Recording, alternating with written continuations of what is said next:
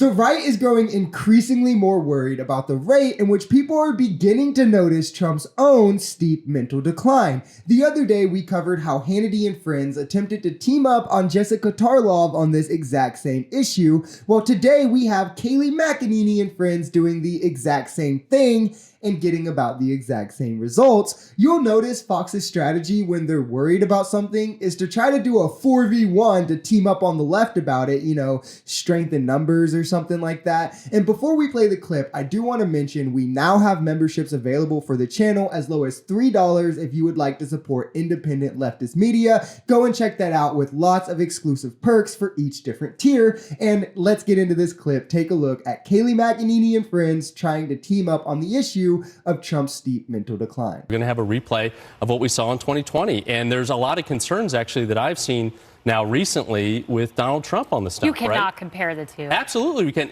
Last night he said he won New Hampshire in the general election. He lost it to Hillary Clinton.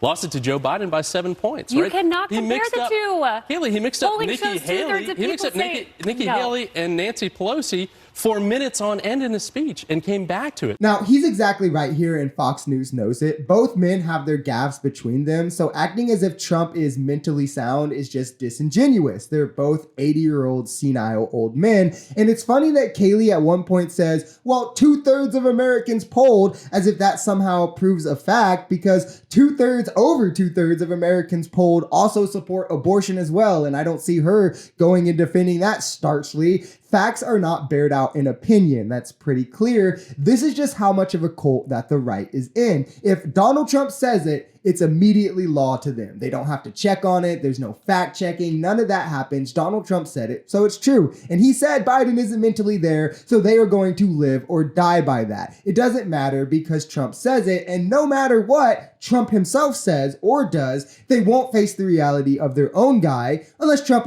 came out and said it one day in a speech, then they would, but that'll never happen because they're too enamored by owning the libs to realize, hey man, we're also running with an 80-year-old that messes up when he talks. He says delusional things and literally doesn't know where he is half the time. They can't do that because in doing that, it opens the door to having to compare policy and presidency. And when you do that, you have to say, well, pre-COVID, Trump never outperformed Obama on jobs. He only has 0.1% higher GDP than Obama. He just inherited a good economy from him. He turned away less illegal immigrants at a lower rate than Biden. He, after COVID, lost his job, spiked our inflation, sent us straight into a recession. And when you look at Joe Biden's presidency, he pulled us out of that recession just 1 month after his first legislation, 2 months in totality during his presidency. He cut child poverty in half. He shot our GDP back up and gave us the lowest global inflation. And it's like,